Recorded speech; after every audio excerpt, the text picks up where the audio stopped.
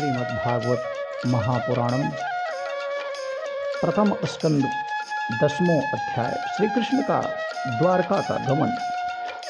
शौनक जी ने पूछा, धार्मिक शिरोमणि महाराज युधिष्ठिर ने अपनी पैतृक संपत्ति को हड़प जाने के इच्छुक आतताइयों का नाश करके अपने भाइयों के साथ किस प्रकार से राज्य शासन किया और कौन कौन से काम किए, क्योंकि भोगों में तो उनकी प्रवृत्ति थी ही नहीं।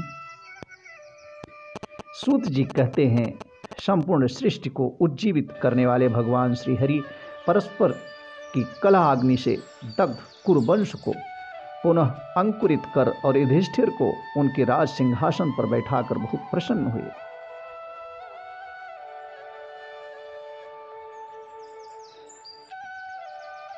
निशम्य भीष्मोक्तमथाच्युतोक्तं प्रवृत्ति विज्ञान विधूत विभ्रमः शशास गामेन्द्रः इवाजिताश्रयः परिद्यूपान्ता मनुजानुवर्तितः। भीष्म पितामह और भगवान श्री कृष्ण के उपदेशों के श्रवण से उनके अंतःकरण में विज्ञान का उदय हुआ और भ्रांति मिट गई। भगवान के आश्रय में रहकर वे समुद्र पर्यंत सारी पृथ्वी का इंद्र के समान शासन करने लगे। भीमसेन आदि उनके भाई पूर्ण रूप से उनकी आज्ञाओं का पालन करते थे। कामं बवर्ष परिजन्यः सर्वकामादुघामहि शीशीचूष्म ब्रजान् गावः पयसोधस्व तीर्मुदा। युधिष्ठिर के राज्य में आवश्यकता अनुसार यथेष्ट वर्षा होती थी। पृथ्वी में समस्त अभीष्ट वस्तुएं पैदा होती थी। बड़े बड़े थनों वाली बहुत सी गवें प्रसन्न रहकर गौशालाओं को दूध से सींचती रहती थी। नदियां, समुद्र, पर्वत, वनस्पति, लताएं और औषधियां प्रत्येक ऋतु में यथेष्ट रूप से अपनी अपनी वस्तुओं को राजा को देती थी। अजात शत्रु महाराज युधिष्ठिर के राज्य में किसी प्राणी को कभी भी आधि, व्याधि अथवा दैविक भौतिक क्लेश नहीं होते थे।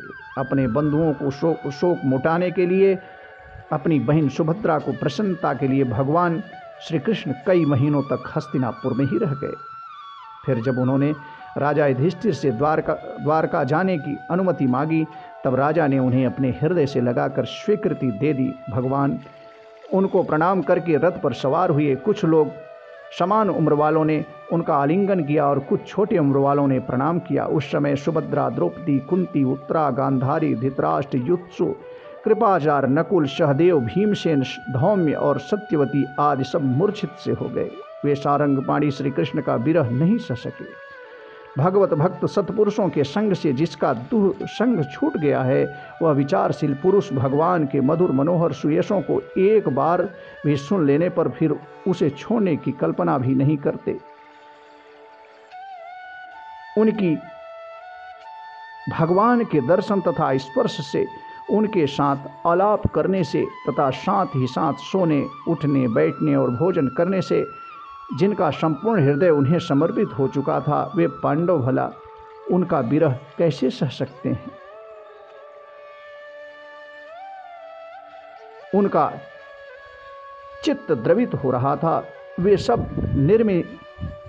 निमेष नेत्रों से भगवान को देखते हुए स्नेह बंधन से बंधकर जहाँ तहाँ दौड़ रहे थे। भगवान श्री कृष्ण के घर से चलते समय उनके बंधुओं की स्त्रियों के नेत्र उत्कंठावश उमड़ते हुए आंसुओं से भर आए, परंतु इस भय से कि कहीं यात्रा के समय अपशगुन न हो जाए, उन्होंने बड़ी कठिनाई से उन्हें रोक लिया। भगवान के प्रस्थान के समय मृदंग, शंख, भेरी, वीणा, ढोल, नर सिंघे, धुंधुरी, नगारे, घंटे और धुमधुमियाँ आदि बाजे बजने लगे। भगवान के दर्शन की लालसा से कुरुवंश की स्त्रियां अटारियों पर चढ़ गई और प्रेम, लज्जा एवं मुस्कान से युक्त चितवन से भगवान को देखती हुई उन पर पुष्प की वर्षा करने लगी। भगवान के प्रिय सखा घुंघराले बालों वाले अर्जुन ने अपने प्रियतम श्री कृष्ण का वह श्वेत छत्र जिसमें मोतियों की झालर लटक रही थी, जिसका डंडा रत्नों का बना हुआ था अपने हाथ में ले लिया। उद्धव और सात्विक बड़े विचित्र चंवर डुलाने लगे। मार्ग में भगवान श्री कृष्ण पर चारों ओर से पुष्पों की वर्षा हो रही थी। बड़ी ही मधुर झांकी थी। जहाँ तहाँ ब्राह्मणों के दिए हुए सत्य आशीर्वाद सुनाई पड़ रहे थे। वे सगुण भगवान के तो अनुरूप थे ही, क्योंकि उनमें सब कुछ है, परंतु निर्गुण के अनुरूप नहीं थे, क्योंकि उनमें कोई प्राकृतिक गुण नहीं है। हस्तिनापुर की कुलीन रमणियाँ, जिनका चित्त भगवान श्री कृष्ण में रम गया था, आपस में ऐसी बातें कर रही थी जो सबके कान और मन को आकृष्ट कर रही थी। वे आपस में कह रही थी, सखियों, ये वे ही सनातन परम पुरुष हैं जो प्रलय के समय भी अपने अद्वितीय निर्विशेष स्वरूप में स्थित रहते हैं। उस समय सृष्टि के मूल ये तीनों गुण भी नहीं रहते। जगत, आत्मा, ईश्वर में जीव भी लीन हो जाते हैं। महतत्वादि समस्त शक्तियाँ अपने कारण अव्यक्तों में सो जाती हैं। सहवे किलायम पुरुषः पुरातनो यह एक सिद्ध विशेषात्मनि अग्ने गुणेभ्यो जगतात्मनिश्चरे निमीलितात्मनिशि सुप्त शक्तिषु स एव भूयो निजवीर्य समुद्यतां स्वजीवमायां प्रकृतिं निःसृक्षतिम् अनारूप आत्मनि रूपनाम्नि विदित समानो अनुशार शास्त्रकृत। उन्होंने ही फिर अपने नाम रूप रहित स्वरूप में नाम रूप के निर्माण की इच्छा की तथा अपनी काल शक्ति से प्रेरित प्रकृति का, जो कि उनके अंशभूत जीवों को मोहित कर लेती है और सृष्टि की रचना में प्रवृत्त रहती है, अनुसरण किया और व्यवहार के लिए वेदादि शास्त्रों की रचना की। सह वायम यत पदमत्र सूर्यो जितेन्द्रिया निर्जित मातृष्वनन् पश्यन्ति भक्ति उत्कलितां मलात्मना नन्वेष सत्वं परिमाष्टुमर्हति। इस जगत में जिसके स्वरूप का साक्षात्कार जितेंद्रिय योगी अपने प्राणों को वश में करके भक्ति से प्रफुल्लित निर्मल हृदय में किया करते हैं, ये श्री कृष्ण वही साक्षात परब्रह्म हैं। वास्तव में इन्हीं की भक्ति से अंतःकरण की पूर्ण शुद्धि हो सकती है, योगियों के द्वारा नहीं, योगादि के द्वारा नहीं।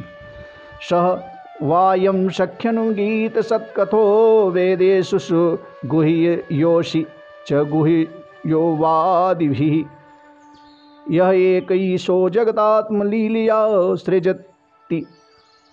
सृजति वत्यत्ति न यत् तत्र सज्जते। सखी, वास्तव में ये वही हैं जिनकी सुंदर लीलाओं का गायन वेदों में और दूसरे गोपनीय शास्त्रों में व्यासादि रहस्यवादी ऋषियों ने की है, जो एक अद्वितीय ईश्वर हैं। अपनी लीला से जगत की सृष्टि, पालन तथा संहार करते हैं, परंतु उनमें आसक्त नहीं होते। ओम यदा हि है धर्मेण तमोदितो नृपा जीवन्ति तत्रेषि हि सत्वतः किल धत्ते भगम सत्यमृतम दयां यशो भवाय रूपाणि दद्युगे युगे। जब तामसी बुद्धि वाले राजा अधर्म से अपना पेट पालने लगते हैं, तब यही सत्वगुण को स्वीकार करके ऐश्वर्य, सत्य, रित, दया और यश प्रकट करते हैं और संसार के कल्याण के लिए युग युग में अनेकों अवतार धारण करते हैं।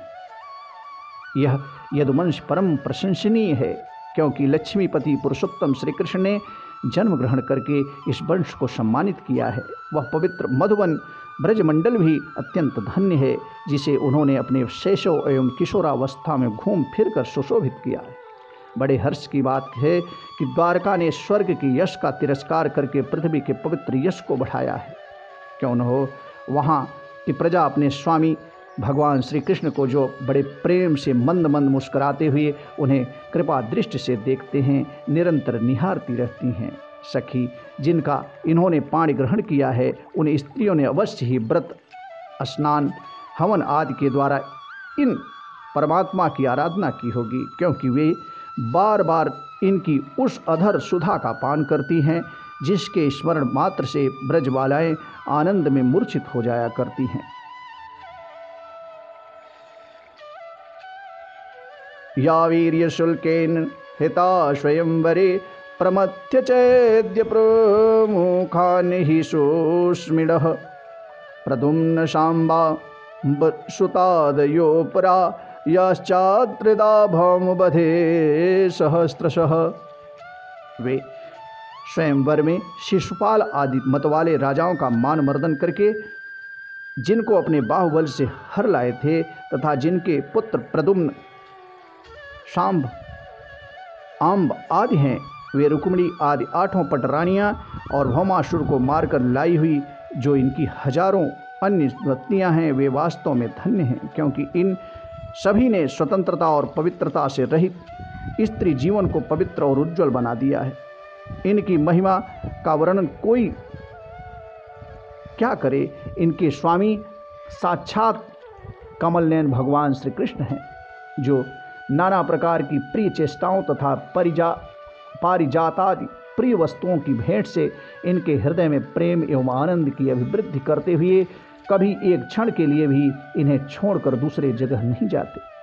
यथा परम स्त्रीत्वां पास्तवेशलम निरस्त शौचम बद साधु कुर्वते याशां गृहत् पुष्करलोचनः पतिः न जात्वे पैत्यहृति भी हृदय स्पृशन्न।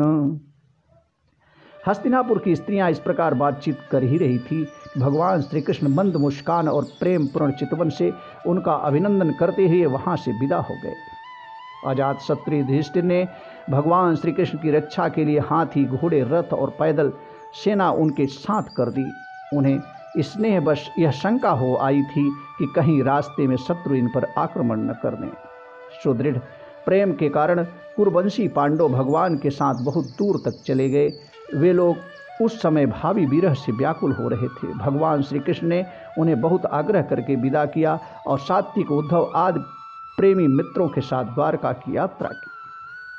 शौनक जी वे कुरजांगल, पांचाल, शूरसेन, यमुना के तटवर्ती प्रदेश, ब्रह्मवर्त, कुरुक्षेत्र, मत्स्य, सारस्वत, मर्धन देश को पार करके सौवीर और आभीर देश के पश्चिम अनार्त देश में आए। उस समय अधिक चलने के कारण भगवान के रथ, घोड़े कुछ थक से गए थे। मार्ग में स्थान स्थान पर लोग उपहारादि के द्वारा भगवान का सम्मान करते। सायंकाल होने पर वे रथ पर से भूमि पर उतर आते और जलाशय पर जाकर संध्या बंदन करते। यह उनकी नित्यचर्या थी। श्रीमद्भागवते भागवते महापुराणे परमहंस्यायां संहितायां प्रथम स्कंदे नैमिषोपाख्याने श्रीकृष्ण द्वारका गमनम नाम 10वां अध्यायः इति। हरे राम राम राम हरे हरे, हरे कृष्ण कृष्ण कृष्ण हरे हरे। हे गोविंद राख शरण अब तो जीवन हारे, हे गोविंद राख शरण अब तो जीवन हारे।